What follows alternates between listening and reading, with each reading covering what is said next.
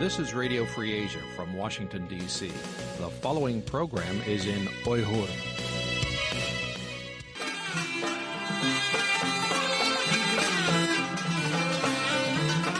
Erkin Asya Radyosu. Erkin Asya Radyosu.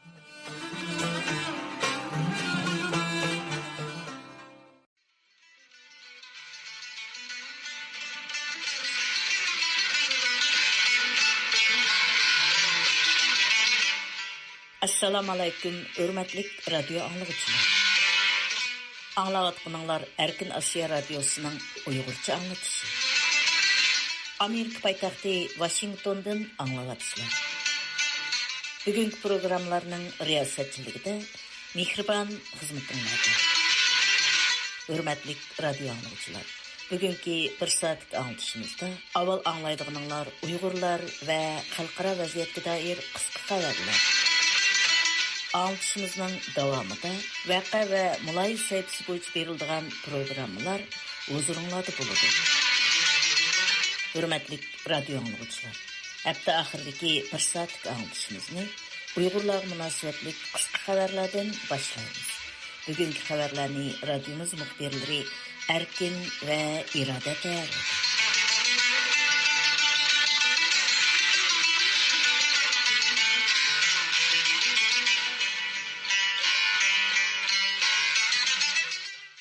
Amerikadagi Karon yer shari xavf analizi şirketi 6 noyabr e'lon qilgan eng yangi dokladida ba'zi avtomobil shirkatlarining davomli Uyg'ur majburiy emgakiga chetishliq avtomobil zapchaslarini ishlatayotganligini bildirgan. Karonning dokladida qayd qilinishicha, Xitoydagi majburiy emgakka bo'lgan andishalar kuchayayotgan. Amerika yer shari avtomobil sanoatidan ta'minlash zanjiriga bo'lgan tekshirishni kuchaytirishni, Xitoyning bostirishiga sherik bo'lib qolmaslikni talab qilayotgan paytda ba'zi shirkatlar yanala davomli avtomobillarga Uyg'ur majburiy emgakiga chetishliq zapchaslarni ishlatmoqda ekan. Dokladda bu zapchaslarning avtomobil kameri, elektronlik asbob, tokliq avtomobil batareyasi qatorliqlarni o'z ichiga oladiganligi, ba'zi g'arb avtomobil shirkatlarining bu zapchaslarni bu yilning avgust oylarigacha sotib olib kelganligini bildirgan. Doklad qayd qilinishicha, bu zapchaslarni ishlab chiqarayotgan Shanxay Huayi guruhi cheklik shirkati, Shuangchen Kamir guruhi, Xinjiang Shuangchen Kunlin Kamir cheklik shirkati, Xinjiang Kunlin Kamir oilash cheklik shirkati qatorliqlar Uyg'ur majburiy emgakiga chetilish xavfi bo'lgan avtomobil kamera ishlab chiqarish korxonalari ekan. Doklad yana Huanan Ayhua guruhi shirkatining g'arb avtomobil shirkatlarini Uyg'ur majburiy emgakiga chetishlik alyumin elektronlik kondensator bilan ta'minlayotganligi. Bu mahsulotlarni Xinjiang Huashang elektronlik materiallar cheklik shirkati, Xinjiang Jintay yangi materiallar texnologiya cheklik shirkati, Xinjiang Rongzi alyumin qog'ozi ishlab chiqarish cheklik shirkatining ishlab chiqaradiganligi qayd qilinmoqda. Doklad oshkorlashicha, Xitoyning Liaoning Zhongmi cheklik shirkati Uyg'ur majburiy emgakiga chetishliq Xinjiang Zhonggo Jinyuan magniy konchilik shirkatining ko'p qism egdorchilik huquqiga ega bo'lib, bu shirkat Xinjiandagi Xinyi avtomobil aynik cheklik shirkati orqali Amerika va Kanadadagi shirkatlarni avtomobil aynik bilan ta'minlamoqda ekan. Xalqaradagi nopozliq tadqiqot o'rinlari ilgari e'lon qilgan dokladlarda Uyg'ur majburiy emgaki Xitoy avtomobil sanoatining ro'da ishlab chiqarish bosqichiga markazlashganligini bildirgan. Dünya Uyghur Qurultayı Argentina Jinoiy ishlar Federatsiya Oliy sotiga norozilik arzi sunib, Uyg'urlarga qaratilayotgan insoniyatga qarshi jinoyat ustidan da'vo etishni talab qildi. Bu norozilik arzi Buenos Airesdagi Jinoiy ishlar soti, Jinoiy ishlar Federatsiya Oliy sotining Uyg'urlarning irqiy qirg'inchilik va insoniyatga qarshi jinoyatga uchrash masalasi bo'yicha da'vo etish haqidagi buyrug'ini ijro qilmagandan keyin sunilgan. 2022 yil 8 oyning 17 kuni Angliyalik xalqaro qonun advokati Michael Pollack qatorliqlar Dünya Uyg'ur Qurultayyi va Uyg'ur kishilik huquq qurilishiga vakolatan Argentina jinoiy ishlar sotiga Xitoyning irqiy qirg'inchilik jinoyati ustidan arz sungan edi. Biroq aradan 1 yil o'tganda mazkur sotning taftish amaldori bu da'voga qaramaslik haqida qaror chiqargan. Argentina Jinoiy ishlar Federatsiya Oliy soti bo'lsa 2024 yil 11 iyul kuni qaror chiqarib, Buenos Airesdagi bu jinoiy ishlar sotining Uyg'ur irqiy qirg'inchiligi delosiga qaramaslik qarorini ag'dirib tashlagan. Shundaqla taftish doiralarining darhol tekshirish boshlashni buyurgan edi. Dünya Uyghur Qurultayının ko'rsatishicha, Argentina jinoiy ishlar sudi bo'lsa, bu buyruqqa amal qilmagan. Advokat Michael Pollack Dünya Uyghur Qurultayının bu vaqtdagi maxsus bayonotidagi so'zida Buenos Airesdagi bu jinoiy ishlar sudining harakatidan qattiq afsuslanganligini bildirgan va bu da'vo Argentina qonun sistemasining obyektivligi va uning Argentina asosiy qonunini qo'llanishdagi tarafsizligiga munosabatlik bir qatimliq sinoq deb ko'rsatgan. U bayonotiga so'zda mundaq degan: Biz sotning adil qaror chiqarish majburiyatini ado qilib, bu delo orqali zo'r va kuchli davlatlarning qo'rqitish vositasi orqali jazoga tortilishdan qochib qutulolmaydiganligini ko'rsatib berishni umid qilamiz. Argentina jinoiy ishlar sudining irqiy qirg'inchilik jinoyati, insoniyatga qarshi jinoyat va dunyoning har qanday yeridagi odam qiynash jinoyatlaridan hisob so'rash huquqi bor bo'lib, sudga sunilgan arznamada Xitoyning Uyg'urlar va boshqa turkiy xalqlarga irqiy qirg'inchilik va insoniyatga qarshi jinoyatdan iborat xalqaro jinoyatlarning javobgar ekanligi bildirilgan. Norozilik arzi 6 noyabr kuni Argentinada Dünya Uyghur Qurultayının sobiq raisi Dolqun Aysa, Uyghur kishilik huquq qurilishining direktori Ömer Kanat va xalqaro qonun advokati Michael Pollack tarafidan sunilgan. Xitoyning Janubiy Amerikadagi Peru deyilib olgan zo'r ko'lamdagi dengiz porti qurilishi Amerikaning o'sharligini qo'zg'agan. Amerika Kengash palatasi a'zosi, Kengash palatasi istixborot komitetining muavin raisi Marco Rubio bu rayondagi egilik huquqli davlatlarni Xitoyning g'arbiy yarim sharqqa singib kirishidan hoshyor bo'lishga chaqirgan. Amerikaning yangi saylangan Cumhuriyetçi prezidenti Donald Trumpning pat yaqinda tashkil qilinadigan yangi hukumatida vazifaga qo'yilish tizimlikidagi kuchli nomzodlarning biri deb qaralayotgan Marco Rubio 7 noyabr Amerika ijtimoiy taratqusi X'da g'arbiy yarim sharqdagi davlatlarni Xitoyning singib kirishidan ogohlantirgan. O kommunist Xitoyning uzluksiz ishib berayotgan yomon qarazlik ta'siri, jumladan harbiy kengaymichiligi g'arbiy yarim shardagi barliq egilik huquqli davlatlarning andishisini qo'zg'ashi kerak degan. Maliya vaqti gazetining o'tgan hafta oshkorlashicha, Amerika armiyasi Janubiy qo'mondonlik shtabining qo'mondoni Laura Richardson Xitoyning Peruda yashayotgan cho'ng tiplik dengiz portini Xitoy dengiz armiyasining ishiltish mumkinligini, Xitoyning Latin Amerikasidagi bir yo'l bir balva qurilishining Amerikaga elib keladigan xavf-xatarni alayida ta'kidlagan. Xabarlarda Xitoy Kompartiyasining bosh sekretari Shi Jinpingning 11-oyning o'tirlari Peruga qiladigan ziyoratida Tinch okean qirg'og'idagi 1 milliard 300 million dollar mablag' solingan Chankay portining murosimga qatnashishi mumkinligi qayd qilinmoqda. Maliya vaqti gazetining bildirishicha, Amerika davlat xavfsizlik amaldorlari bu portning ko'lami, cho'nqurligi va strategik o'rnining Xitoy urush paraxodlarini o'rinlashtirishiga muvofiq kelganligini mo'ljallagan. Shundaqla ular Xitoyning Latin Amerikasidagi bu xil singib kirish harakatidan borgancha andish qilishga boshlagan. General Laura Richardson bu portni mutlaq holda dengiz armiyasi ishiltalaydi. Biz bu o'yinning Latin Amerikasida emas, balki boshqa joylardami o'ynalganligini ko'rmoqdamiz degan. Ma'lum bo'lishicha, navbatda Xitoy yolg'iz Peruda emas, balki Argentinadami dengiz porti qurilishini planlamoqda ekan. General Laura Richardson Xitoyning Argentinadagi Atlantik okean qirg'og'iga joylashgan shu ayada dengiz porti qurish planining haqiqatan andish qo'zg'aydiganligi. Chunki bu joyning Magellan bo'g'ozi va Drake o'tkeliga yaqin strategik o'rin ekanligini aytgan. Xitoyning ijtimoiy aloqa appi bo'lgan Undidorning abonentlarning faoliyatini avtomatik holda xatirlab mangdiganligi va uni qonun ijro qiluvchi organlar bilan hamkorlaydiganligi oshkorlangan. Xitoy digital vaqti nomli to'rbatining xabar qilishicha, yaqinda Qarmay shaharlik adliya idorasi Xitoydagi TikTok, ya'ni Douyinda Undidorga yuqorqidek iqtidorning qo'shilganligi madiylangan bir video tarqatgan. Bu video kuchli diqqat qo'zg'agandan keyin Qarmay shaharlik adliya idorasi darhol uni o'chirib o'tgan. Xabarga qaraganda, videoda yaragan saqchi xodimi Undidor appining abonentlarining faoliyatini avtomatik xatirlaydiganligi, agar qonunsiz biror so'z harakat bayqalganda, uni darhol ekran suratiga tortib, qonun ijro qiluvchi organlarga avatadiganligini bildirgan.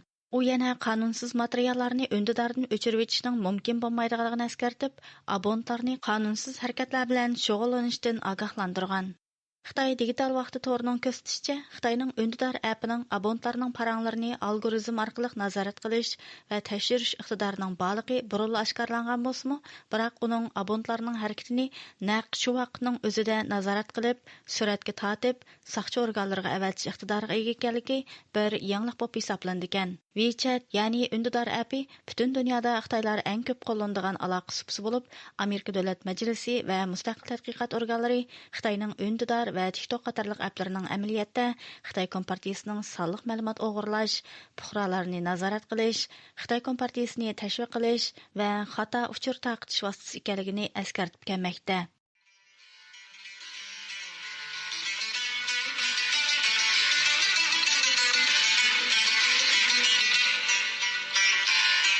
Hürmetlik radyo anlıqçılar. Erkin Asya Radyosu'nun Uygurca anlatışı davamlaşmakta. Ben bugünkü program riyasetçisi Mihriban. Yuqurda qısqa xabarlarni anladыңlar. Tövende vaqe ve mulayih sayfası boyunca anlatışımızı başlayımız. Bugün bunun da radyomuz muhbirleri ve ihtiyari muhbirlerinin tayarlışıda Uygurlar vaziyeti ve halka yakın meselelerine dair tafsili xabar analizi, söhbət, obzor qatarlıq proqramlar diqqətinizdə buludu. Hörmətlik radio anlıqçılar, növbəti diqqətinizlər bugünkü məxsus saytlar boyunca verilən anlatışımızın təfsilatı bolsun.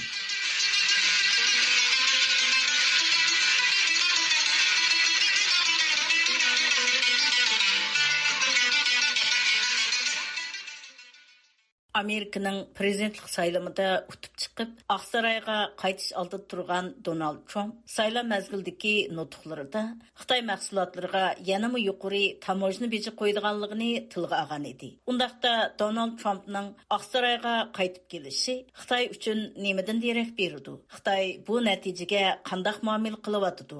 Bu vaqtdagi muloyizalarni tuanda muxbirimiz Irodatdan anglaysizlar. Amerikaning sobiq prezidenti Donald Trumpning qayta saylanishi bilan uning yangi navbatlik prezidentlik mezgilidagi siyosatlarining qanday bo'ladiganligi diqqat qo'zg'amoqda. Bo'libmi birinchi navbatlik prezidentlik mezgilida Xitoy bilan savdo urushini boshlab, amerikaliklarning Xitoy haqidagi ko'z qarashining o'zgarishiga ho'l solgan bu rahbarning kelar yili birinchi oyda Aqsarayga qaytib kelishi uning Xitoyga qaratadigan siyosatlarining qanday bo'ladiganligi va Xitoyning bu saylam natijasiga qanday qaraydiganligiga qarata qiziqish qo'zg'amoqda. Amerikadagi axborot vositalarida e'lon qilinayotgan xabarlarda sobiq prezidentning qayta saylanishining Xitoy hukumati uchun aytganda ikki davlat orasidagi yana bir navbatlik davolg'ush va mo'ljallash qiyin bo'lgan mezgilga vakillik qiladiganligi deyilmoqda.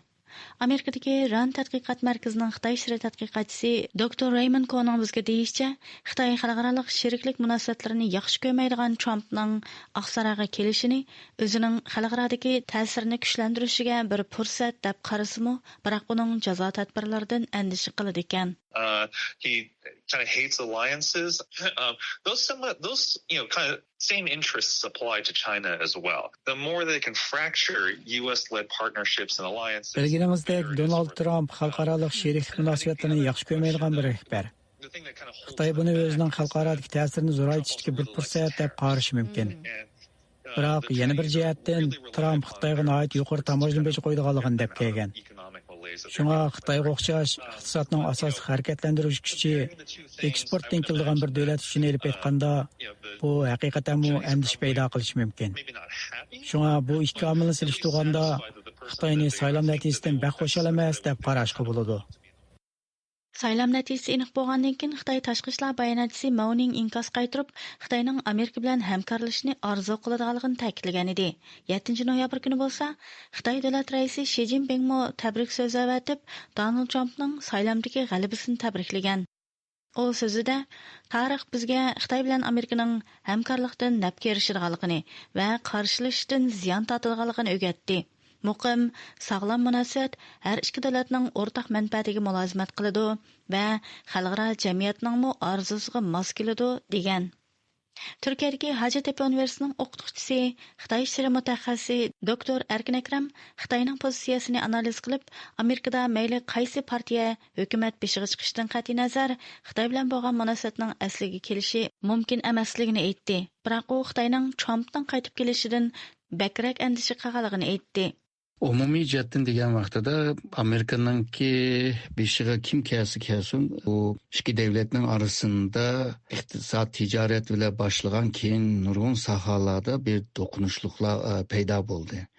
Bu yerda hamda Xitoy burundan tortibla ko'p qutblik dunyoni istaymiz deb undan keyin o'zininki sherik davlatlarni yig'ib Rossiya bilan ittifoq qurib degandek aslında Amerika'ya karşı çıkmadı. Şununla Amerika hazırki o'rnini qo'g'dab qilish yoki Xitoyningki meydan o'qishiga qarshi bütün tedbirlarni ilishga boshladi. Bu Amerika qaysi partiya bo'lsin buni qiladi. Yolg'izlar uslub jihatdan ig'irlik va yeniklik jihatda biroz farq bo'ladi. Hamda Trump hokimiyati Xitoyga ching'aroq qarshi chiqalaydigan bir hokimiyat bo'lg'achqa Xitoy jihatdan deganda pek yaxshi bir xabar emas hamda. Bu da Xitoy bu Amerika bilan inoq bo'lib hamkorlik qilamiz degan bo'lsa aslida Biden saylangan vaqtidagi bu ifodaga bilan silishtirganda Trumpga texmi bir yaqinlik ifodalarni ishlatyotdi. Aslida buning Xitoyningki bu Trumpdan ansirganligini veya qo'rqqanligini ko'rsatdi. Ya'ni chunki bisim bo'lganda, xatarlik bo'lganda tatliq gaplarni deyishga boshlaydi. Mutaxassislarning qarashicha, Trump hukumati Xitoy bilan savdo munosabati, siyosiy masalalar va Tayvan masalasi bo'yicha davolg'ishlarni boshdan kechirishi mumkin ekan. Gerçi ikki davlat bir-biri bilan bo'lgan munosabatini biroqli kesib etamizmi, ammo oldin faraz qilish qiyin bo'lgan ko'p qirliq va murakkab 4 yil ikki davlatni kutib turayotgan ekan. Bundan keyin bu ikki davlatning munosabati hamda yaxshi bo'lib ketamaydi. Ba'zi sohalarda hamkorlik qilgan bilan, ammo asos sohalarda yana bu bir-birisi bilan raqib bo'lg'achqa bu raqobatmi davom qiladi deb o'ylayman. Shuningga oldimizdagi yillarda buni aniq ko'ralaymiz. Yig'ib kelgan chaqda murakkab, ko'p taraflik, ko'p qatlamliq, ko'p burchaklik mushunday bir murakkab bir munosabat paydo bo'ladi va mushunday yashandi deb o'ylayman. Darvaqa Shanxay Fudan Universitetining xalqaro munosabatlar professori Tang Shiping Washington pochtasi gazetining ziyoratini qabul qilganda Xitoy hukumatining mushunday bir vaziyatga tayyorlanayotganligini aytgan. U mundaq degan: Meningcha bu yerdagi hukumat va nurg'un kishilar hozir ma'lum davolg'ish yoki bo'ron chapqunga tayyorlik qilmoqda. Hech kim nima bo'lganligini bilmaydi. Trumpning ikkinchi prezidentlik mazgilining nimadan derak berdiganligi hech kimga ayon emas. Dr. Raymond Koning bizga deyishicha, yaqin yillarda Xitoy Amerika bilan bo'lgan munosabatlarining yiriklashidan keyin keng ko'lamlik zapas saqlash harakatini boshlagan bo'lib, bu yemaklik, suv, halqiliq ul aslaha, energiya qatorliqlarini o'z ichiga oladi ekan. U yana mundaq deydi: critical infrastructure and energy, and even things like chips, semiconductors. Year might be wrong here, but I think that Xitoyda o'zak, yerim o'tkazgich qatorliqlarni taraqqiy qildirib, bundaq yuqori texnik mahsulotlarda Amerikaga beqinib qilishga xotim berish uchun oldiradi. Chunki ular bu orqali Amerikaning jazo tadbirlariga bardoshlik berish kuchini oshirmoqchi. Darvaqa Donald Trump saylov mazgilidagi so'zida agar o'zi prezident bo'lgan taqdirda Xitoyga qo'ydigan tamojna bejining doirasini yanada kengaytirganligini va ig'riltirganligini degan edi. Shunga kuzatuvchilar Xitoyda iqtisod umumyuzlik nachar turayotgan bir mazgilda agar Trump yuqoridagi deganlarini bijo keltirsa, u holda Xitoy iqtisodiga texmo ig'ir zarba bo'lganligini bildirishmoqda. Doktor Erkin Akram apandi bu vaqtda mundaq deydi: Trump hükümeti Xitoyga qarta ilib bardigan mushu iqtisod jihatdan, tijoriy jihatdan ilib bardigan siyosatlari Xitoy uchun foydali emas. Xitoyga mablag' silayotgan yoki fabrikani Xitoyga yetkazib borgan Amerika shirkat va fabrikalarning Xitoy bozoridan boshqa bir davlatga yetkilish, misoliga Hindiston deymiz, Malayziya, Indoneziya deymiz. Aşı tarafga ketib qolgan ahvolma paydo bo'ladi. Bu bo'lsa Xitoy uchun foydali bir ahvol emas. 1990'larda nurg'un davlatlarning bu kapitalistlar Xitoyga mablag' silib ba'zi Osiyo davlatlaridan ko'chib chiqib ketgan, ammo hozir asta-asta bu yangidan, ya'ni tekrar ko'chib kelayotgan ahvollar bor. Bu bo'lsa Xitoy bozorindagi nurg'un mablag'larning sirtqa chiqib ketmaganligini mi ko'rsatdi. Hamda Xitoyningki xato siyosatdan tufayli iqtisodimi burunqi bilan selishtirgan chog'da nacharlashdi. Shuningga Amerikaningki bu siyosati, ya'ni Xitoyga qarta ilib boradigan iqtisodiy tijoriy siyosati Xitoyga pek ig'ir bir zarba bo'ladi. Cumhuriyetçilerninki bir an'ana siyosati mushu realizm ya da neorealizm bo'ladi. Yani haqiqatchi bir şekilde siyasetine ilip bağışka Xitoyga bir bisim şekillenadi. 2018-yılı Donald Trump prezident bo'lganda tunji bo'lib Amerikaning Xitoyga qaratgan siyosatida zo'r burilish hosil qilgan edi. U Xitoyni Amerika iqtisodining nacharlashishi, amerikalik ishchilarning ishsiz qolishi va Amerika zavodlarining taqilib qolishidagi asosli sabab deb ko'rsatib, Xitoy mollariga tamojna beji qo'ygan va Xitoyning bir qism texnika shirkatlarga iqtisodiy jazo yurgizgan edi. Yuqoridagi mutaxassislar bo'lsa, yangi Trump hukumatining Xitoyga taqobil turish bilan mos qadamda boshqa sherik davlatlar bilan bo'lgan keng ko'lamli hamkorligini saqlab qolishining Xitoyga qaratgan siyosatlarining unumini oshirishdagi ahamiyatini ta'kidlashdi. Hurmatli radio tinglovchilar, bu programmani irada tayyorladi. Malayziya Baş Ministeri Anwar Ibrahim 11 ayının 7. günü Beijing'de Xitay Kompartiyası Baş Sekreteri Xi Jinping bilan görüşkende Malayziyanın Xitay bilan bo'lgan strategik hamkorligini davamlı kuchaytirganligini bildirgan. Xi Jinping bo'lsa ikki davlatning siyosiy jihatda o'zaro ishlanishini kuchaytirib, bir-biriga manfaat yetkazishning hammadan muhim ekanligini ta'kidlagan. Albuki bu ikki davlatning hamkorlik shuari ostida Uyg'urlar masalasining bostirib qo'yilgan kuzatuvchilarning diqqatini qo'zg'amoqda. Tuanda muxbirimiz Javlan bu haqda tafsiliy ma'lumot berdi. Malayziya Bosh ministri Anwar Ibrahim 11 ayning 7 kuni Beijingda Xitoy Kompartiyasi Bosh sekretari Xi Jinping bilan ko'rishgan. By linking ASEAN, China and the GCC, we can build a bridge between East Asia. Janubiy Xitoy Atlantik pochtasi gazetining bu vaqtdagi xabariga qaraganda Xi Jinping bu uchrashishda Xitoy bilan Malayziyaning Osiyoda yangidan gullanayotgan davlatlarning vakili ekanligini, siyosiy jihatda o'zaro ishonishni kuchaytirib, bir-biriga manfaat yetkazishning hammadan muhim ekanligini ta'kidlagan. Anwar Ibrahim bo'lsa, Malayziyaning Xitoy bilan bo'lgan strategik hamkorligini davomli kuchaytirganligini bildirgan. Xabarda aytilishicha, Anwar Ibrahimning Xitoy ziyorati 11 ayning 4 kuni boshlangan bo'lib, 2 kuni Shanxayda 7 navbatlik Xitoy xalqaro import mallar ko'rgazmasiga qatnashgan. Hamda Xitoy bosh ministri Li Qiang bilan ko'rishgan. Anwar Ibrahim Li Qiangga qilgan so'zida Malayziyaning bir balvoq bir yo'l qurilishini markaz qilib, savdo, mablag' selish, raqamlik iqtisod va ma'arif sohalarida Xitoy bilan hamkorlikni davomli kuchaytirganligini bildirgan. Bu Anwar Ibrahimning Malayziya bosh ministri bo'lgandan keyin Xitoyga qilgan 3-qatimliq ziyorati bo'lib, 2023-yil 3-oyda va 9-oyda Xitoyni ziyorat qilgan ekan. Xitoy bosh ministri Li Qiang 2024-yil 6-oyda Malayziyani ziyorat qilib, 5 yillik savdo kelishimi tuzgan ekan. Gerçi Malayziya bilan Xitoyning Janubiy dengizda talash-talishlari bo'lsa-mu, Malayziya o'tgan 15 yilda Xitoyning eng chong savdo sherigi bo'lib kelgan. Anwar Ibrahim boshchiligidagi Malayziya navbatda Xitoy bilan munosabatini texnik kuchaytirishga tirishib kelmoqda ekan. Amerika İslomiy munosabatlar kengashining muavin direktori Edward Ahmad Michel Anwar Ibrahimning Xitoyga berib, Xi Jinping bilan ko'rishganligiga baho berib mundaq dedi. Leaders of nations obviously have to first and foremost look out for their own nation and their own people. Devlet rahbarları oldu bilen öz devleti ve halkının menfaatini oylaydı. Ama Anwar İbrahim'deki bir Müslüman devlet rahbari başka devletteki Müslümanlar, mesela Uygur Müslümanlarının hak hukuku için gap qilish kerak. Biz her qanday devletning Xitoy bilan aloqa qilgan chog'dagi siyosiy, iqtisodiy maqsadlarini tushunamiz. Shundaqdimi biz bosh minister Anwar Ibrahim va Malayziya xalqining barliq imkoniyatlarini ishga solib, o'z ichida bo'lsin yoki oshkora bo'lsin, Xitoydagi Uyg'urlarning haq huquqini qo'g'dishini umid qilamiz. And whether privately or publicly to advocate for the rights of Uyghurs in China.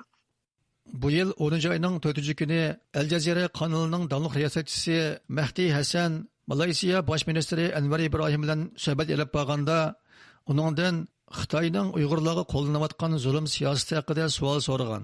Anwar Ibrahim G'azza masalasini Uyg'urlar masalasidan ayirish kerakligini, G'azada bo'layotganlarni irqiy qirg'inchilik, ammo Uyg'ur elida bo'layotganlarni irqiy qirg'inchilik emas deb qaraydiganligini aytgan edi.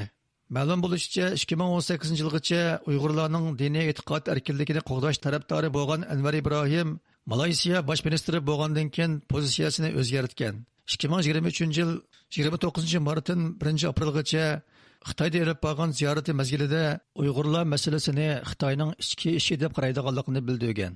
Münasibətli uçurlarga qaraganda Anvar Ibrohim yosh vaqtlarida Malayziya Müslüman Hüquqçılar Uyushmasi, Malayziya Müslüman Yoshlar Birlashmasi qatorliq tashkilotlarning raisi bo'lgan.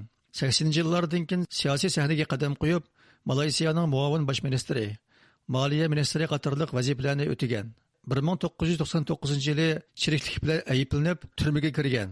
2004-yili qo'yib berilgandan keyin 2008-yildan 2015-yilgacha Malayziya o'qitish partiya lideri bo'lib faoliyat qilgan. 2022-yildagi Malayziya umumiy saylovida g'alaba qilib, shu yili 24-noyabr kuni Malayziyaning 10-navbatlik bosh ministri bo'lgan. U islomiy demokratiyani tashabbus qiladigan siyosatchi bo'lib, dastlabki yillarda Malayziyalik Xitoylarning sodini monopol qilishiga qarshi turgan bo'lsa-mu, turmaga kirib chiqqandan keyin millatni emas, ehtiyojni asos qilgan barobarlik siyosatini tashabbus qilib, Xitoy bilan yaqinlashishga boshlagan. Amerikadagi Uyg'ur tadqiqot markazining boshlig'i, Malayziyada Uyg'urlar masalasini tunishtirib kelayotgan faoliyatchi Abdulhakim Idris apandi 2023-yil 4-oyning 19-kuni Malayziya poytaxti Kuala Lumpurdagi Darul Islom markazida o'tkazilgan iftor so'rinida Malayziya bosh ministri Anvar Ibrohim bilan ko'rishganda uningga Uyg'urlarning vaziyatini anglatgan hamda Malayziya hukumatining Uyg'urlarni qo'llashini talab qilgan. Anvar Ibrohim musulmon bir davlatning rahbari bo'lish sifati bilan o'zining Uyg'urlarga hislashlik qiladiganligini bildirgan. Ammo Xitoyga borganda Uyg'urlar masalasini bir yoqqa qayirib qo'ygan. Abdulhakim Idris apandi bu vaqtda radiomizga so'z qilib, Xitoyning hozir Malayziyada Go'zal Shinjang tashviqotini kuchaytirayotganligini, Anvar Ibrohimning buningga moslashib berayotganligini bildirdi. Biz o'tgan bir qancha yildan beri Xitoyningki musulmon davlatlarida bo'libmi Malayziyada olib berayotgan Uyg'ur irqiy qirg'inchiligini inkor qilish harakatlarininki kuchayib ketganligiga shohid bo'ldik. Afsus, Malayziya bosh ministri Anvar Ibrohim Uyg'urlarninki hali ahvolini obdan biladigan birisi turuqliq Xitoyning tarafini tutmoqda. Navbatda Malayziya Janubiy Sharqiy Osiyodagi davlatlarninki ASEAN tashkilotininki boshliqligini yuritmoqda. Xitoy bu rayonlik sorundan foydalanishninki ko'yida. Bizning Malayziyadan olgan ma'lumotimiz qaraganda Xitoy ASEAN davlatlaridagi yoshlar uyushmalaridan 150 dan ko'p kishini yurtimiz Sharqiy Turkistonga yaqinda olmoqchi ekan. Xitoy bu Malayziyaning quli orqali o'zininki obrazini reminut qilishga tirishmoqda. Yana Xitoy Uyg'urlarni irqiy qirg'inchilik qilish jinoyatidan qutulib qilish uchun Malayziyadan foydalanishninki ko'yida. Malayziya bosh ministri Anvar Ibrohimning Uyg'ur faoliyatchilar bilan ko'rishganda Uyg'ur musulmonlariga hislashlik qiladiganidek ko'rinib, Xitoyga kelganda Uyg'urlar masalasini Xitoyning ichki ishi deb qarashi, uning vaziyatga va o'z manfaatiga beqib ish qiladigan siyosatchi ekanligini ko'rsatgan. Abdulhakim Idris apandi Anvar Ibrohimning Uyg'urlar uchrayotgan irqiy qirg'inchilikqa ko'z yumish badaliga Xitoydan manfaat olishiga yo'l qo'ymaslik kerakligini bildirdi. Men o'tgan yil Ramazon oyida Malayziya bosh ministri Anvar Ibrohim bilan uchrashib, uningga Uyg'urlarningki vaziyat to'g'riliq ma'lumot berish fursatiga nail bo'lgan edim. Men uchrashdan keyin Anvar Ibrohimningki Xitoy bilan ikkili uchrashlarda Uyg'urlarga sahib chiqishidan umidvor bo'lgan. Amdilikda Anvar Ibrohim o'z diniy qarindoshlari bo'lgan Uyg'ur musulmonlarini unutib, Xitoy bilan apoq-chapoq bo'lyotdi. Baş minister Anvar İbrahim'ninki Malayziya Xitoy munosabatlarini Uyg'urlarninki qon tari ustiga barpo qilishi axloqiy va tarixiy xatolik deb qarayman.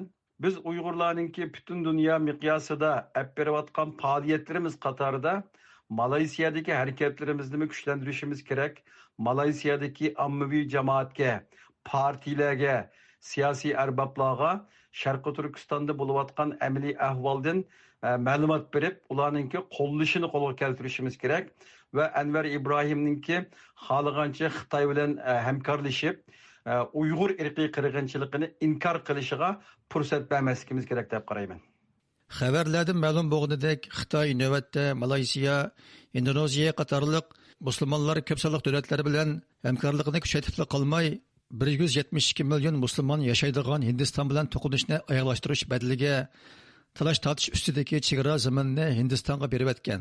Mana bular Xitoyning qo'shni davlatlar, jumladan musulmon davlatlar bilan hamkorlashib, Amerika va G'arb davlatlarining besimiga taqobil turish, irqiy qirg'inchilik jinoyati tamg'isini o'chirib, o'z obrazini yaxshilashga urinayotganligidan darak berdi deb qaralmoqda. Xitoy yer shari televiziya to'rining xabaridan qaraganda 5 iyul Urumchi qirg'inchiligini bosh tema qilgan zulmat qaplagan shahar 5 iyul vaqasi xotirasi nomli inglizcha hujjatli film 25 oktyabrdan boshlab tarqatilishga boshlagan. Bu tashviqot xarakterli hujjatli filmda ayni chog'da 5 iyul Urumchi qirg'inchiligiga chetilib qo'lga ilingan hamda muddatsiz qamoq jazosiga hukm qilingan yozuvchi va to'r boshqaruvchi Gulmira Imin bilan Xitoy Markaziy Xalq Radiosuning muxbiri Mehmetcan Abdullah qatarlıqlar aradan 15 yil o'tgandan keyin tunji qitim Xitoyning hujjatlik tashviqot filmida ko'rsatilgan. Ularning yillardan buyon Xitoy turmushidagi qiynoq va iskanjalar natijasida zaiflashgan jismoniy holati, bo'libmi chiroy ifodasiga singib ketgan tasvirligisiz darajadagi cho'nqur ruhiy besim va azobliq iztiroblar muajiratdagi Uyg'urlarning kuchli diqqatini qo'zg'amoqda. Tuanda o'z muxbirimiz Shadiyaning bu vaqtda tayyorlagan programmasiga diqqat bergaysizlar.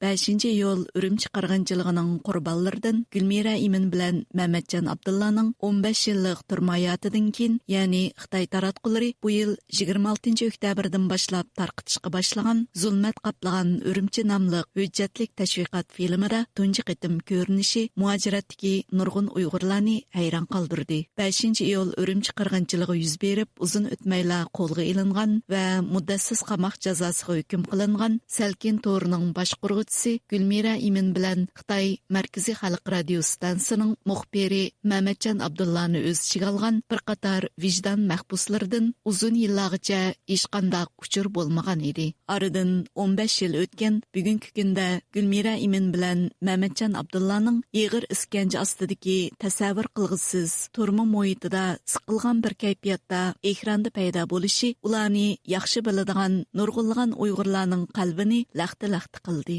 Xitoy ishlab tarqatgan bu filmda Gulmira Imin bilan Mehmetcan Abdullah qatarliq tutqunlar filmning o'xshamagan bir qancha joylarda ko'rsatilgan. Ular kamera oldida sulg'un bir kayfiyatda Xitoy muxbirga o'zlarini to'polonchi deb ayblagan. 2009-yili Urumchida yuz bergan 5-iyul qirg'inchiligining yuz berishiga Dunyo Uyg'ur qurultayini o'z ichiga olgan chet eldagi bir qism bo'lginchi kuchlarning qudratquligi sabab bo'lganligini, shundaqla halqiliq rol o'ynaganligini tilga ilishgan. Undaqda Gulmira Imin bilan Mehmetcan Abdullah qatarliq mahbuslar bu so'zlarni qandaq bir besim va iskanja ostida aytdi. Ularning zaiflashgan jismoniy ko'rinishi, sulg'un ruhiy holati, chiroy ifodasiga singib ketgan cho'nqur iztiroblari, shundaqla til bilan ifodalash qiyin bo'lgan ruhiy dunyosi ko'rurmanlarga qandaq bir uchur ham iddaoni bermoqda. Amerikadagi siyosiy analizchi Elshad Hasan Apandi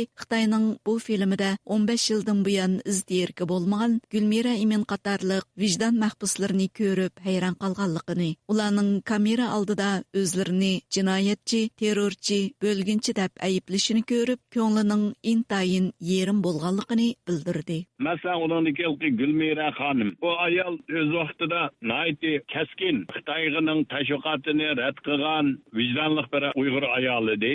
Bu qitimda masalan o'zi jinoyat e'tirof qilg'izibdi. Shuningdan chiroyidan qarab burungi ko'rgan rasmiga selish to'g'andilar. Bularning qanday zulm ostida, qanday bir qo'rqinish, terror ostida yashayotganligi, amalsiz o'zini o'zi qarlashga majburlanganligini, bularning ichinish ahvolini ko'rib, nayti bir xil bearam bo'ldim. Ko'nglim yerim bo'ldi. Masalan, shu Gulmira Iminninki chichiga qarayli, tishlariga qarayli, chiroyiga qarayli. O burungi Gulmira Imin emas, o go'zal Gulmira Imin emas. naiti bir xil tushkun ko'z oldimga kelgani xuddi ikkinchi dunyo urushidagi lagerlardagi asirga tushib qolganlar yahudi bechoralar shularning chiroyi ustixon teri ruhsiz bu xil ahvol ko'z oldimga keldi. Demak bular shunda qattiq zulm ostida tan jihatdan ruhiy jihatdan tahdidga hamma jihatdan uchirganligidan majbur ostida o'zini o'zi qarlash o'zini o'zi jinoyatlash o'zini o'zi ayiblash shunda bir xil ahvolda Xitoyning haqiqatni ostin-ustin qilishiga majburlanganligini ko'ra olamiz. Norvegiyada turishliq Uyg'ur ziyolisi va faoliyatchi Abduvali Ayub apandi Xitoyning bu tashviqot filmidan Gulmira Imin bilan Mehmetjon Abdullani ko'rib, ularning hayot ekanligidan xabar topganligini bildirdi.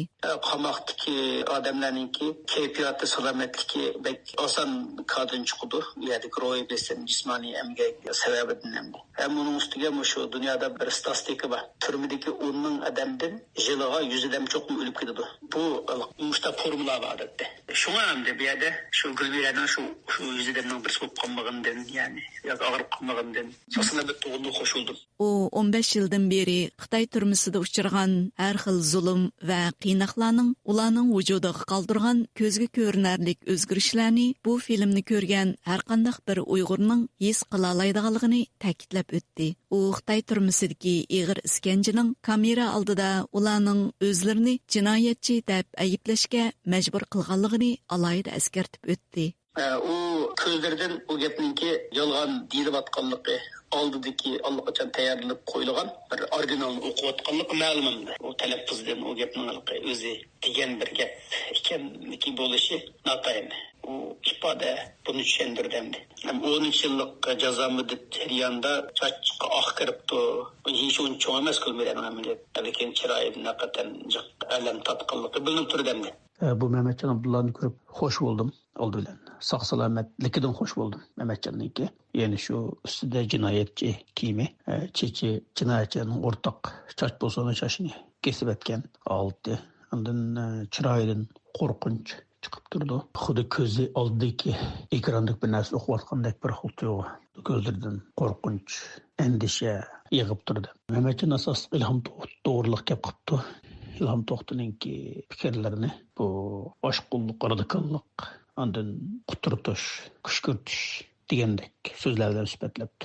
Deyilgan gaplarninki uni qanchalik azoblaganligini tushuna olmayman. Gulmira Imin bilan Mehmetjon Abdulla 2009 yildagi 5-yil Urumchi qirg'inchiligidan keyinla tutqun qilinib muddatsiz qamoqqa hukm qilingandan keyin Amerika hukumati, Amerika Davlat Majlisi, Amerika Diniy erkinlik komiteti, Xalqaro jurnalistlarni qo'g'dash jamiyati va boshqa xalqaro kishilik huquq tashkilotlari izchil turda Xitoy hukumatidan ularning ahvolidan ma'lumot berishni hamda ularning darhol qo'yib berilishini talab qilib keldi. Halbuki Xitoy hukumati xalqarodagi bu chaqiriqlarga hozirga qadar javob bermadi. Dünya Uyghur Qurultayı İcraiya Komitetining raisi, Uyghur Harekati Tashkilotining boshlig'i Roshan Abbas xonim zulmat qaplagan Urumchi nomli bu filmning amaliyotda Xitoyning Uyg'urlarga yurgizayotgan irqiy qirg'inchiligini inkor qilish hamda o'zini haqli qilib ko'rsatishga urinish yo'lidagi tirishchanligining mahsuli ekanligini,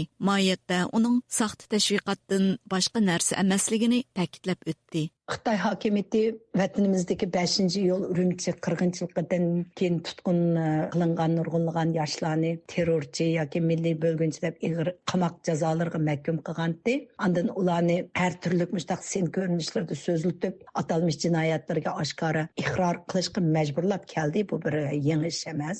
Jazo lagerlari qurilgandan keyinmi qo'lga olingan va shu lagerlarga sulangan nurg'unlagan bizning hurmatli Uyg'ur ziyolilarimizni o'z jinoyatlarga o'z atalmish jinoyatlarga tövbe qilgan shunday sen ko'rinishlarning taqatqanliklarini ko'rdik. Endi bugungi kunda Xitoy hokimiyatiningki mundaq qilishiga sabab bo'lsa, hozir butun irqiy qirg'inchilikni yo'q chiqarishga dunyo jamoatchiligininki oldida har turli yolg'on ma'lumotlar bilan shu irqiy qirg'inchilikni o'zlarining qonli qirg'inchiliklarini yo'shirish va dunyoga o'zlarininki bu tutqunlarni jazolashga haqqi bor qilib yolg'ondan shunday o'zini haqli ko'rsatish va kelajakda so'riladigan hisob kitobdan o'zini qochirishga urinishdan iborat shu maqsadda qilyapti deb qarayman. Amerikadagi kishilik huquq advokati va faoliyatchisi Rayhan Asadmu bu film haqida inkas qaytirib mundaq dedi. First, I want to say that it is profoundly disturbing and outrageous to see these Uyghur political prisoners who are done. Men oldi bilan shuni demoqchimanki, bu filmdagi Uyg'ur siyosiy mahbuslar hech qanday xatolik o'tkazmagan. Ular ayni vaqtda faqatla o'z qarashlarini bayon qilgan yoki ular Uyg'ur bo'lganligi uchun turmaga tashlangan. Bu kishini to'limi bearam qiladi va g'azablantiradi. Holbuki bu filmda ular bu xil shaklda o'z jinoyatlarini e'tirof qilishga majbur bo'lgan. Bu amaliyotda xalqaro qonunga xiloflik qilmishdir. Xitoy hukumati xalqaro qonunlar bilan qarama-qarshi maydonda bo'lg'achqa hech qanday xalqaro qimmat o'lchamlarga hurmat qilmaydi. Ularning bu qilmishi insonparvarlikka zid. Men bu filmda Gulmirani ko'rganimda uni tuniy olmayli qoldim. Ularning hammasi tuniy olmog'idek darajada o'zgarib ketgan ekan. Ularning oppoq sochlari, qaraygan tishlari, shunaqla hamma ko'rinishlari ularning turmida uzun yillik jismoniy va ruhiy qiynashlarga uchraganligini ko'rsatib beradi. The gray hair, the teeth, everything just shows that the kind of torture they've been subjected to for years, both physical and mental. Elshad Hasan Apandi Xitoyning yuqori texnika va zo'r mablag' ajratib ishlagan bu filmida 5-iyul Urumchi qirg'inchiligining atalmish 3 xil kuch va yoki Dunyo Uyg'ur qurultiyi boshchiligidagi chataldagi bir uchum Sharq Turkistonchi bo'lginchi terrorchi oshqon kuch tarafidan keltirib chiqarilganligini kishilarga ishontirishga Xitoyning Uyg'ur elida yurgizayotgan yuqori besimliq siyosatlarining haqliq va to'g'ri ekanligini isbotlashga uringanligini ta'kidlaydi. U bu filmdagi Uyg'ur mahbuslarning atalmish jinoyatlarni iqror qilishi, shundaqla ularning ruhiy holati va jismoniy ko'rinishidagi odam ishongisiz o'zgarishlarning Xitoy hukumatining qabih jinoyatlarini isbotlab berdiganligini ilgari surdi. Uyg'urlarimiz, bu ziyolilarimiz o'z vaqtida vatani uchun dodillik bilan chiqqanlar bugungi kunda titrab turib, qo'rqinish ostida. Bular teqi qo'yib berilmadi. Bularningki hozirgacha biz saqqag'ini o'zi bir mo'jiz, ammo lekin ruhiy jihatdan bularning tugaganligini, shu o'zini o'zi ayiblash, o'zini o'zi qaralash, o'zini o'zi jinoyatchi ko'rsatishi, demak bularning zulmining qanchalikligini tasavvur qila olmaymiz. Bu 2009'dagi 5-iyul bir tarix bo'lgunchi bir voqea Uyg'ur tarixida. Bu filmda shuni debdi. Xitoymi buni ta'kidlabdi. Nima degan vaqtida bu yerda buningdan keyingini hammani Uyg'urga mushuningdan boshlangan deb Uyg'urga atib, Uyg'urni terrorchi ko'rsatish va uningdan keyingilarini hammani ashunga bog'labla ko'rsatish orqali bu yerda manda degan vaqtida 2016dan keyingi Uyg'urni lagerlarga solash, turmalarga solash, bu butun milliy qirg'inchilikni shuning natijasi, shuning oqibati deb ko'rsatish bilan yakunlash, tashviqot urishida ustunlikni egallash bu Xitoyning nishoni. Bu nihoyatda xatar, qo'rqinchli. U oxirida muajiratdagi Uyg'ur tashkilotlari va faoliyatchilarning butun dunyoga Uyg'ur masalasining haqiqatini ko'rsatib beradigan paketlarni ko'rsatishga, Xitoyning Uyg'urlar qaratgan bostirishining ich yuzini ko'rsatib berishga chaqiriq qildi. Programmani Shadiya tayyorladi. Diqqat berganingizga rahmat.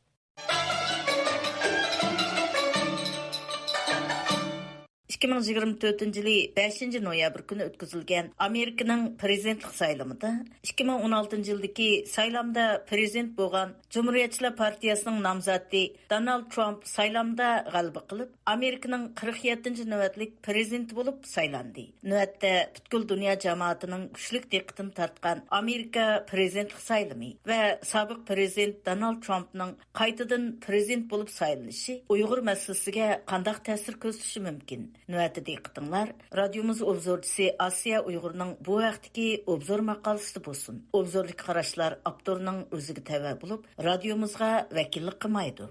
Donald Trump'ның qayta prezidentlikka saylanışı Uyğur meselesiga qandaq ta'sir ko'rsatishi mumkin? 6 noyabr bütkül dünya cemaatinin güçlük diqqətini tartqan Amerika prezidentlik saylımı axırı sabıq prezident Donald Trump'ның g'albisi bilan oxirlashdi.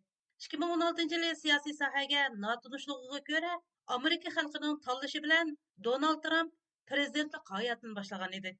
Prezident Trump 4 yillik prezidentlik hayotida Amerika va dunyoga intayin cho'nqur ta'sir paydo qildi. 2020 yildagi prezidentlik saylamida prezident Joe Biden tarafidan mag'lub qilingan Trumpning 2024 yili Amerika xalqi tarafidan eng yuksak qo'llash bilan qayta prezidentlikqa loyiq ko'rilishi butkul dunyoni hayron qoldirdi. Buning bilan Amerika tarixida davr atlab prezident bo'lishdek yangilikni yaratgan Donald Trump va Amerikaning keyingi yuzlanishi haqidagi farazlar orqa-orqadan o'tirg'a chiqishga boshladi. Ba'zilar andishlansa, ba'zilar umidvorligini ifodalashdi. Hatto Uyg'urlar orasidami bu haqdagi farqli qarashlar o'tirg'a chiqayotganligi tabiiy. Chunki Amerika hukumatining Uyg'ur irqiy qirg'inchiligini to'xtatish va Xitoyni davomli jazolash masalasidagi pozitsiyasi dal muhajiratdagi Uyg'urlar eng ko'ngil bildigan masala edi. Undaqda Donald Trump vazifaga o'tirgandan keyin Amerikaning Uyg'ur masalasidagi pozitsiyasida o'zgarish bo'lamdi. Ma'lum bo'lgandek, Amerikada Demokratlar partiyasi bilan Cumhuriyetchilar partiyasi o'zaro raqobat munosabatida bo'lsa-mu, ammo Uyg'ur masalasi bu ikki partiya orasidagi birdan-bir o'rtaq temaga aylanganligi Amerikaliklarla emas, dunyoga e'tirof qilgan haqiqatdir. Hatto Uyg'urlarga aloqador ba'zi qonunlarmi bu ikki partiyaning hamkorligi ostida ro'yobga chiqqan. Bunday hamkorlik Amerika tarixida azaldan ko'rilmagan desak, aslo ortiq ketmaydi albatta. Uyg'urlar 2016-yildan buyon o'zining ajoyib sirliq irqiy qirg'inchilik qismatlari sabab o'zgacha xarakterga ega bu prezident bilan tangla xalqaro siyosat sahnasining markaziga yo'l oldi. Donald Trump vazifa o'tagan mezgilda Uyg'urlarga qoldirgan eng chong ta'sirimi mundaq 3 jihatda ifodalandi. Uning biri Uyg'urlarning kishilik huquqini qo'g'dash va irqiy qirg'inchilik bilan munosabatli bo'lgan Xitoy amaldorlarini jazolash haqidagi Uyg'ur kishilik huquq qonunini tasdiqlash. Ikkinchisi Xitoyning 300 dan ortiq korxonalarini jazolash tizimiga kirgizish. Uchinchisi Bayden hukumatiga huquqni o'tkazib berishdan bir kun avval Xitoyning Uyg'urlar va boshqa oz sonli musulmonlar ustida irqiy qirg'inchilik va insoniyatga qarshi jinoyat sodir qilganligini jakarlashdir. Darvaqa kommunist Xitoy 1949-yili Uyg'ur eliga besib kirgandan buyon o'tkazib kelayotgan jinoyatlarga Trump davrida tunji qatim irqiy qirg'inchilik degan tamg'a urildi. Bu hodisa Xitoyni puti ko'ygan to'qidak sakirtayotgan. Hatto Donald Trump prezidentlik saylovida mag'lub bo'lganda Xitoy eng xushal bo'lgan edi. Hatto Xitoy boshqurishidagi Xinhua To'ri ayni chog'dagi Twitter hisobida "Oxiri ketding Donald Trump" degan ma'noda uchur e'lon qilgan. Xitoy hukumatimi Trump hukumatida vazifa o'tagan Marko Rubio, Mike Pompeo qatorliq 20 necha sobiq amaldorga jazo e'lon qilgan edi. Demak, Xitoyning yillarcha saxta tashviqotlari natijasida dunyoning ko'zidan yiroqlashtirilgan Uyg'urlar uchun Donald Trump hukumatining qilganlari haqiqatan Uyg'urlarning qonigan yarasiga surkalgan eng dastlabki malham bo'ldi. Uyg'urlar bu sabablik kelgusidan qayta umid his qilgan edi. Prezident Joe Biden vazifaga o'tirgandan keyin Amerika hukumatining Uyg'ur masalasiga bo'lgan diqqati ojizlab qolgani yo'q. Aksicha, Biden hukumatining Xitoy siyosati Trump hukumatining Xitoy siyosatini davomlashtirish bilan boshlandi. Shundaqla Uyg'urlar masalasidagi pozitsiyasi hatto Trump hukumatidanmi kuchli bir davrga kirdi. 2021-yili Biden Uyg'ur majburiy emgakning oldini olish qonunini tasdiqladi. Biden hukumati jazolash tizimligiga kirgizgan Xitoy korxonalarining soni bo'lsa, Trump hukumati davridagidan eshib ketdi. Hatto Bidenning tashqi siyosatida Amerikaning ittifoqdosh davlatlar bilan bo'lgan munosabatini cho'nqurlashtirishidan keyin Uyg'ur masalasining Yevropa, shundaqla boshqa g'arb davlatlarida kun tartibga kelishi, hatto bir qism davlat parlamentlarida Uyg'ur irqiy qirg'inchiligining e'tirof qilinishiga yo'l ochdi. Uyg'urlar masalasining xalqaro kun tartibga kelishi Donald Trumpning vazifaga o'tirishi bilan yuz bergan bo'lsa, Uyg'ur masalasining dunyoda hal qilinishni kutib turgan muhim masalalarning biri sifatida bugungacha davom qilishi Biden davrida yuz berdi. Ya'ni Biden hukumatining Uyg'ur masalasini muhim kun tartibda tutishi va Xitoyga qaratgan keskin siyosatlari Uyg'ur masalasini g'arb demokratik ellarining o'rtaq masalasiga aylantirdi. Biden hukumati o'tgan 4 yilda garchi Xitoyni strategiyalik raqobatchi deb atagan bo'lsa-mu, lekin Uyg'ur masalasida maydoni aniq, pozitsiyasi keskin, Xitoy iqtisodiga bergan zarbasi bu ko'rinarli bo'lib, o'tgan 4 yilda Xitoyning voyjinini chiqargan edi. Yaqindan buyon Xitoy iqtisodida ko'rilayotgan chekinishlar, Xitoy jamiyatida o'tirg'i chiqayotgan muqimsizliklar, ishsizlikning eshishi qatorliq masalalarning hammasi dal Amerika bilan Xitoy orasidagi ziddiyatlarning buyuk natijasi edi. Navada Kamala Harris saylamda g'alaba qilganda, balki Bayden hukumatining Xitoyga qarshi bu siyosatlarning davom qilishi aniq edi. Ammo Trump hukumatining munosabatlik siyosatlarida qanday o'zgarishlar bo'ladi? Bu haqda bir narsa deyishga oldirmaymiz. Lekin bu yil saylam mezgilida Amerika Cumhuriyetçiler Partiyasi e'lon qilgan 2024-yillik partiya nizomida Xitoyning e'tibor beriladigan imtiyozga ega davlat salohiyatini ilib tashlash, Xitoy mollariga 60%lik yuqori nisbatda boj elish qatorliq tadbirlarni qo'llanganligi belgilangan. Bu ahvollardan Trump vazifaga o'tirsa, Amerika hukumatining Xitoyga qartadigan siyosatining Bayden hukumatinikidan ko'p farqlanmaydiganligini ko'ra olamiz. Agar farq bor deyilsa, u holda bu yerdagi farq shuki, Bayden hukumati Xitoyni strategiyalik raqobatchi deb bekitgan. Ammo o'tgan 8 yildan buyon Amerikaning Xitoyga qaratgan qattiq qo'l siyosatida kuchayish bo'ldiki, chekinish bo'lgani yo'q. Xi Jinpingning maslahatchisi va Amerika-Xitoy munosabatlari mutaxassisi deb nom olgan Jinsen Romo 7 noyabr bu haqda ifoda bildirgan. U o'z blogida Trumpning qayta vazifaga o'tirishini Xitoy uchun texmi dahshatli bo'lgan savdo urushining yetib keldiganligidan darak beradi deb yozgan. Shundaqla Xitoyning buningga taqobil turishi uchun bir balvoq bir yo'l qurilishiga a'zo davlatlar bilan birlikda barpo qilishi kerakligini ta'kidlagan. Darvaqa, Xitoy mayli Amerikaning raqobatchisi deb atalsin yoki dushmani deb atalsin, uning Amerika va G'arb dunyosi uchun bir tahdid bo'lganligida ixtilof aslo mavjud emas. Shundaq ekan, Amerikaning Uyg'urlar masalasidagi pozitsiyasida Donald Trump vazifaga o'tirgandan keyin kishini umidsizlantiradigan biror cho'q o'zgarishning bo'lganligini tasavvur qila olmaymiz. Aksincha, Amerika bilan ittifoqdoshlarining Xitoy tahdidiga qarshi birligini kuchaytirishda Uyg'ur masalasi dunyoning o'rtaq qimmat qarashlarini qo'g'lashdagi qizil siziqiga aylanishini umid qilamiz. Darvaqa, Donald Trumpning prezidentlikka qaytib kelishi Xitoyni yangi bir navbatlik cho'ng savdo urushi bilan andishalantirishga boshlaganligi aniq. Chunki Xitoy mayli Amerikaning raqobatchisi deb atalsin yoki dushman deb atalsin, uning Amerika va G'arb dunyosi uchun bir tahdid bo'lganligida Amerikaliklar uchun ixtilof yo'q. Ammo Trumpning navbatdagi urushni to'xtatish va barliq ziddiyatlarni tinchlik bilan hal qilish pozitsiyasi Xitoy bilan Amerikani atalmish Amerika-Xitoy savdo kelishimi suhbati uchun bir ustalga ilib kelamdi yo'q, bunisi yana noma'lum. Navada Xitoy bilan Amerika suhbat uchun bir ustalga kelganda Amerikaning Uyg'ur masalasidagi pozitsiyasida o'zgarish bo'lamdi yo'q degan masala bu Uyg'urlarni andishiga soladi.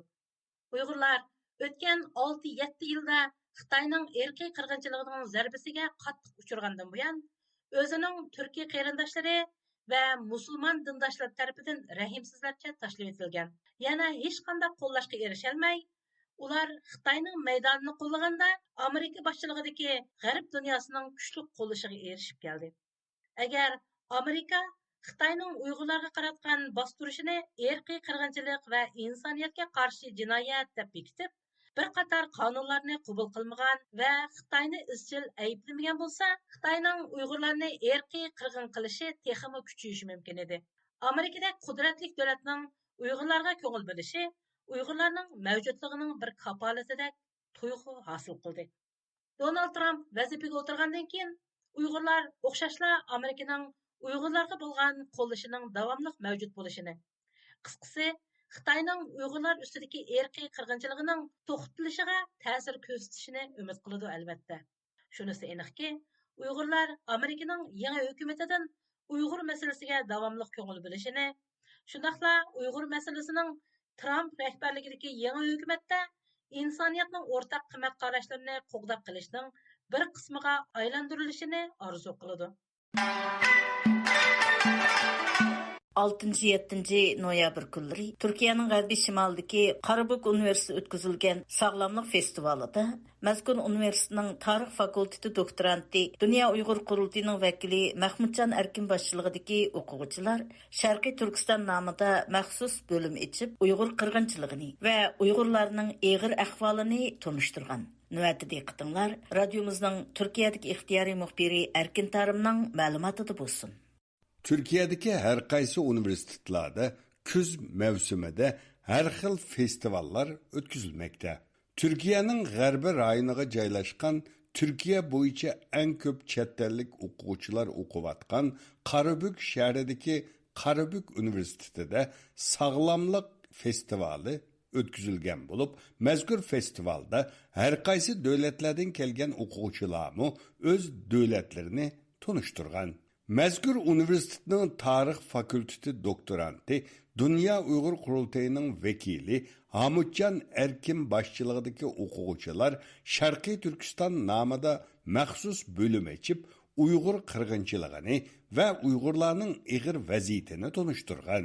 Hamudjon Erkin telefon ziyoratimizni qabul qilib, 6-7 noyabr kunlari Qarabük Universitetida o'tkazilgan festivalda Dünya Uyg'ur qurultayi nomida o'zining maxsus bo'lim ochib, Uyg'urlarning tarixi, madaniyati, urf-odatlarini, shundaqla hozirgi ig'ir vaziyatini tanishtirganligini bayon qildi. U mundaq dedi: "Men bu faoliyatda Dünya Uyg'ur qurultayining o'rlashtirishi bilan yer elib, Xitoylarning Sharq Turkistonda insoniyatga qarshi elib berayotgan jinoyatlarni, irqiy qirg'inchiliklarni anglatdim. Bu faoliyatga qatnashgan rahbarlar, o'quvchilar Xitoylarning Sharq Turkistondagi insoniyatga qarshi jinoyatlari haqida nurg'ulg'an savol so'radi. Menmo Sharq Turkistondagi zulmlarni atrofliq anglatish fursatiga erishdim." Qarabük Universitetida 41 ming o'quvchi bor bo'lib, bularning 13.500 nafari chet ellik o'quvchilardir. Bu Turkiyadagi eng ko'p chet ellik o'quvchi bor universitet hisoblanadi.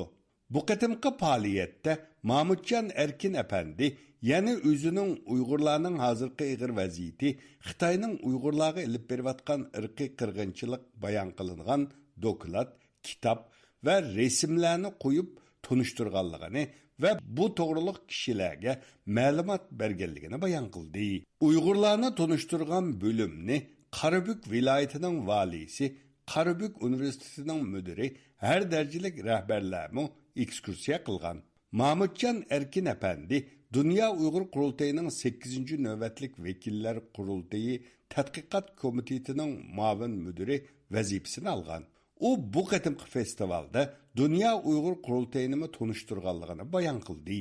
U mundaq dedi: "Qonun komitetining mudir yordamchisi, tadqiqot komitetining mudir yordamchisi bo'lish sifatim bilan bu faoliyatda Dünya Uyg'ur qurultayining chiqargan kitob, jurnal va boshqa yozuvchi tadqiqotchilarimizning kitoblarini qo'yish bilan birga Sharq Turkiston bayrog'ini ham irqiy qirg'inchilikni ifodalaydigan afish, rasm bilan qo'ydim." U yana chet ellik o'quvchilarning Uyg'ur masalasini ancha bilmaydiganligini, shunga chet elliklarga Uyg'urlarning hozirgi ig'ir vaziyatini anglatishda bu faoliyatning zo'r foydali bo'lganligini ilgari surdi. Bu orqali turk o'qituvchi va o'quvchilarningki Sharq Turkistondagi irqiy qirg'inchilikni oz to'la biladi. Ammo chet ellik o'quvchilar bilmaganligi uchun chet ellik o'quvchilar bu irqiy qirg'inchilik haqida mendan nurg'ulg'an savollar so'radi. Men ularga Xitoylarningki bizga solgan zulmlarni va irqiy qirg'inchilikni tafsiliy anglatdim. Dadisi Uyg'ur diyardan Turkiyaga kelib o'ltiraqlashib qolgan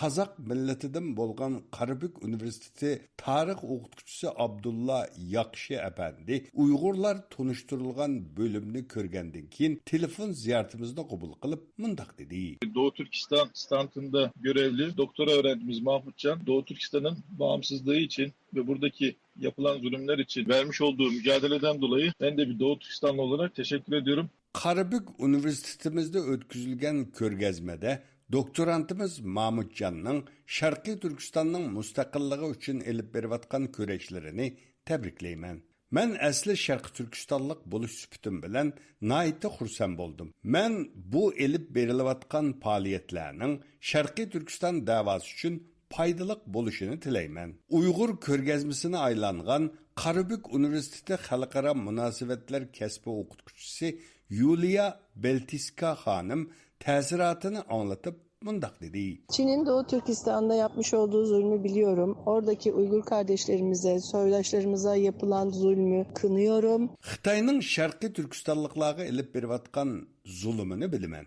Men Xitoy hukumatining bu qilmishlarini ayiblayman. Shundaqla Turkiya va har qaysi davlatlarning Uyg'ur qarindoshlarimizga ega chiqishini tilayman.